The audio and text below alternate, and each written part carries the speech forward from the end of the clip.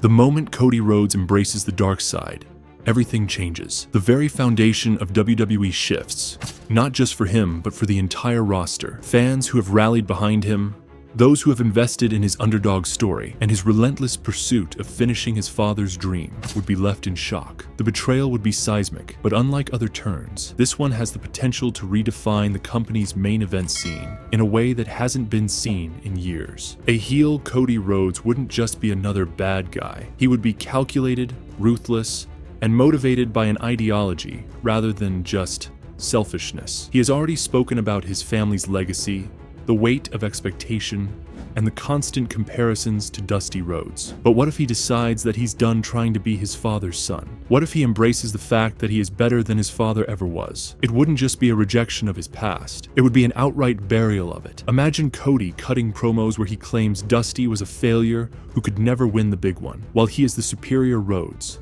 destined to rewrite history on his own terms. He could belittle the fans, blaming them for holding him back with their sentimental nonsense. His wrestling style could become more methodical, crueler. He has already shown glimpses of a mean streak in his battles against Brock Lesnar and Roman Reigns. But this version of Cody wouldn't be fighting for honor. He'd be fighting for dominance. He could start incorporating more vicious submissions, taking a page from someone like Randy Orton and dismantling his opponents limb by limb. His promos would cut deeper, no longer the uplifting, almost presidential speeches he's known for, but scathing attacks on the company, the fans, and his opponents. The first step in this transformation would need to be shocking. Cody Rhodes cannot simply turn heel by attacking a beloved figure. He needs to make a statement that changes the trajectory of WWE. Perhaps the most devastating betrayal would be turning on someone who has been in his corner since his return, Sami Zayn. Sami represents everything Cody pretended to be: the resilient underdog,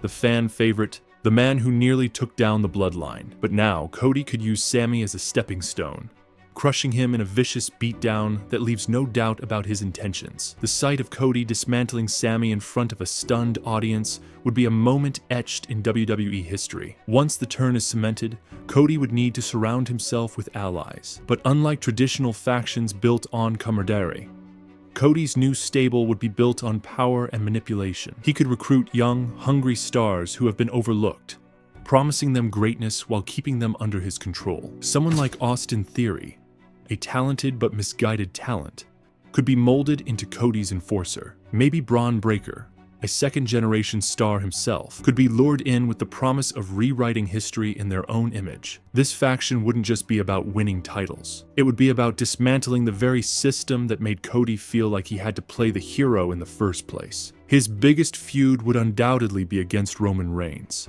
but not in the way fans expect. Instead of playing the valiant babyface trying to dethrone the tribal chief, this version of Cody would go after Roman for his own selfish reasons. He wouldn't be trying to finish the story anymore.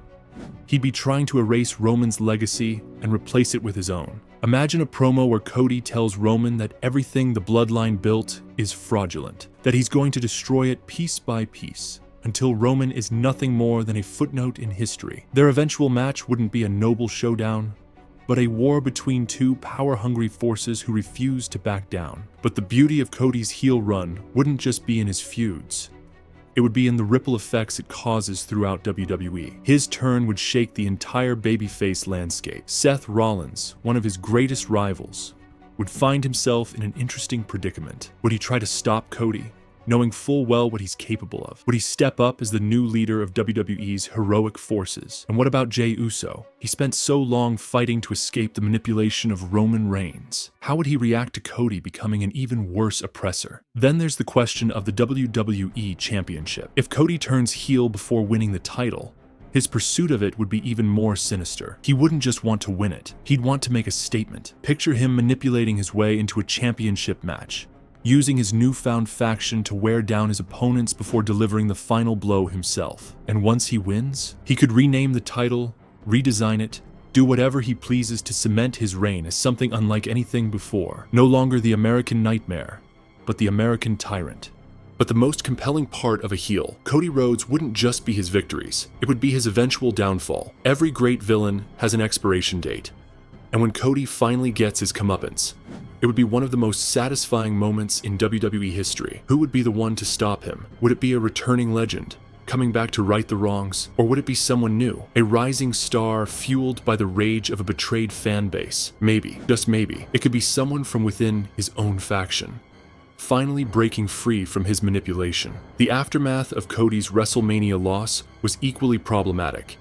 Instead of being immediately positioned for redemption, he was placed in a prolonged feud with Brock Lesnar that, while entertaining, did little to advance his ultimate goal of becoming WWE Champion. It seemed like a detour rather than a meaningful step forward. His rivalry with Lesnar felt like an attempt to keep him occupied rather than a logical part of his journey. When fans wanted to see him continue his chase for the title, WWE instead delayed the inevitable, causing some of his momentum to fizzle out. Another issue lies in WWE's overall handling of the "finish the story" narrative. The tagline became synonymous with Cody's journey, but the way WWE has prolonged it makes it feel less impactful over time. The longer WWE delays his eventual title win, the more it risks making the payoff feel underwhelming rather than climactic. Fans were emotionally invested in seeing him overcome Roman Reigns at WrestleMania, and the failure to capitalize on that organic support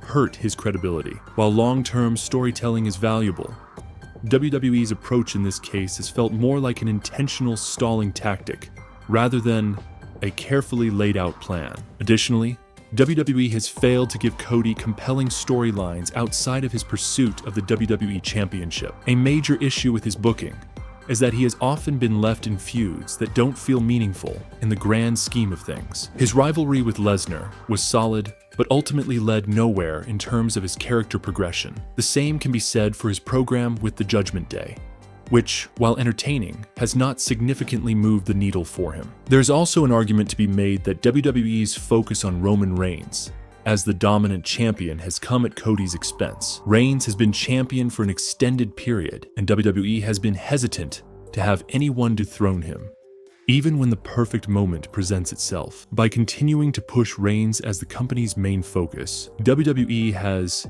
inadvertently sidelined Cody's ascent. Every time it seems like Cody is on the verge of achieving his goal, WWE moves the goalpost further. This approach risks alienating fans who are growing impatient with the lack of payoff. Another frustrating aspect of WWE's handling of Cody Rhodes is how they have limited his creative freedom. One of the key reasons he left WWE in the first place was because he felt creatively stifled, and upon his return, it seemed like he had more control over his character.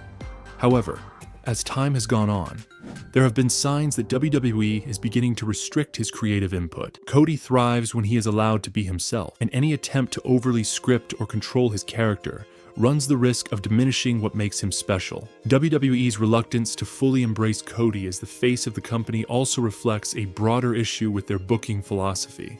They have a tendency to overthink major moments, often delaying big payoffs to a point where they lose impact. While some believe that WWE is saving Cody's ultimate victory for a bigger stage, such as WrestleMania, there is no guarantee that the moment will be as emotionally resonant by then. The magic of his chase was at its peak in his first WrestleMania main event, and WWE's failure to capitalize on that has left many fans questioning their decision-making. Furthermore, WWE has not done enough to build compelling rivals for Cody outside of Roman Reigns. While his feuds have been entertaining, they have not done much to elevate him in the long term. A top star needs a strong set of rivals to work against, and WWE has struggled to provide Cody with fresh, meaningful opposition. Repetitive matches against the Judgment Day and sporadic rivalries with part-time stars do not help establish him as a generational main eventer. Cody's booking also highlights a larger issue with WWE's modern storytelling. They have a habit of stretching out storylines for too long, assuming that fans will remain patient indefinitely. While long-term storytelling can be effective, it only works when there is a clear direction. In Cody's case, WWE's approach feels less like an intricate story and more like an unnecessary delay. If WWE waits too long to give Cody his crowning moment, there is a genuine risk that fans will begin to lose interest. Another area where WWE is failing Cody is in how they have handled his character development. While he remains popular, WWE has not given him enough layers to evolve beyond the American Nightmare persona. His promos are strong, but there is a sense that WWE is not doing enough to explore new dimensions of his character. A great top star needs to constantly evolve, And WWE needs to ensure that Cody's character continues to grow, rather than remain stagnant. Cody Rhodes as a heel isn't just an idea. It's a necessary evolution. His face run has been inspiring, but every hero eventually faces a crossroads. And when Cody finally steps over the line, there will be no turning back.